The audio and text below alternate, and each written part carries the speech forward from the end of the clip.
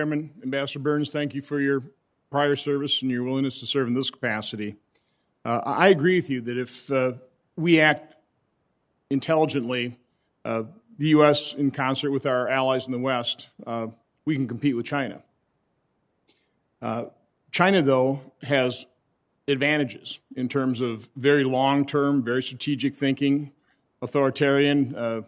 They don't have the back and forth of elections, that type of thing. So they have utilized that long-term strategic thinking, while the West literally has not done much to counter their infiltration into our institutions, their stealing of our intellectual property since their entry into the WTO.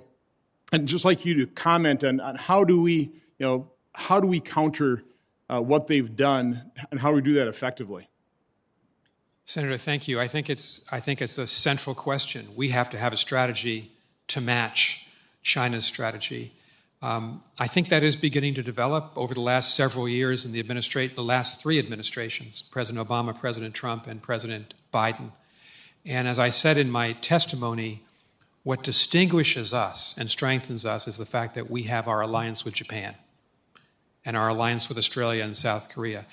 And I've been involved in my past diplomatic career in intensive discussions with the Europeans. I think they're less united, perhaps, in the European Union right now, but I sense that the Europeans are shifting to understand the threat to them, as well as to us and our Indo-Pacific allies. So I think operating on an allied basis is the most important thing we can do, and sometimes that means we form institutions. So the Quad is an institution that both parties can be proud of.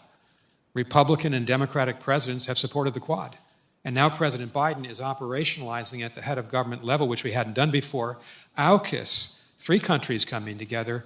We need to build the institutions that are permanent and that take this policy that we're discussing this morning into the 2030s, because the competition with China will be multi-decade. Yeah, I do want to address specifically their infiltration into our university systems, the Confucius Institutes, their investment in things like medical journals. It really concerns me. You know, there is so much we don't know, for example, about the coronavirus, so much we don't know about COVID. I really do, and I really want to get your take on a real potential fault line when we start learning more.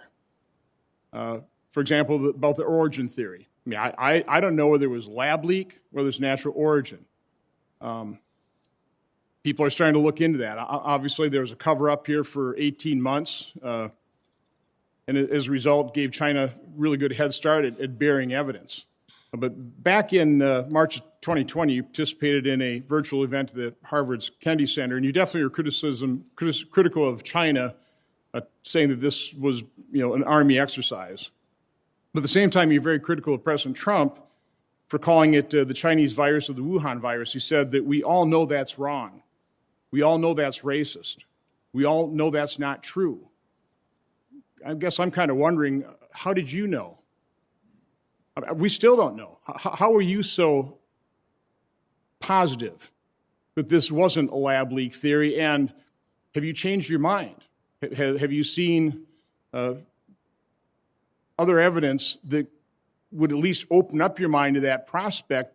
Because if it is determined that it probably was not a natural origin and this did leak from a lab in Wuhan, that will have very serious geopolitical repercussions in our relationship with China.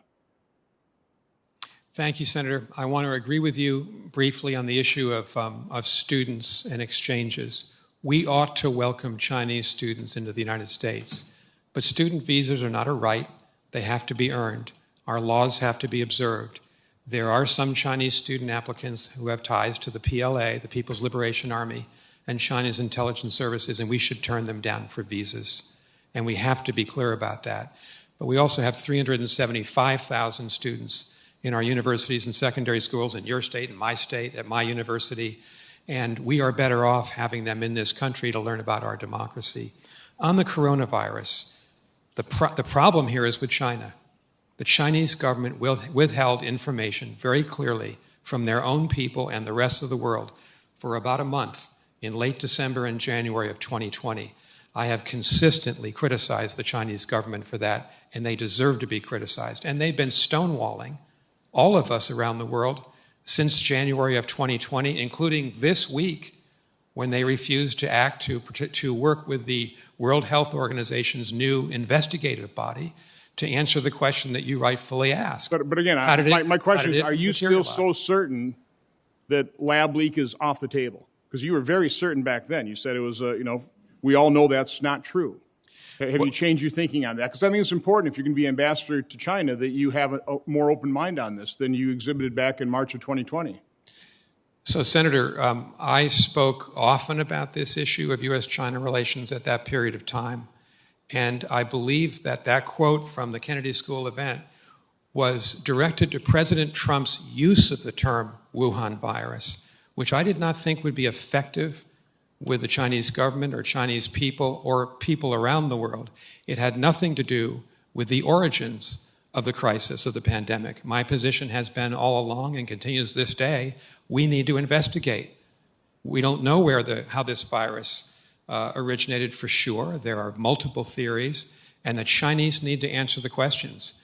So I have never been a proponent of either one of these two options, but I think, as President Biden has said, we need to push the Chinese to come clean about what happened. Thank you for that clarification. I appreciate it. Thank you. Thank you. Senator Shaheen. Thank you, Mr.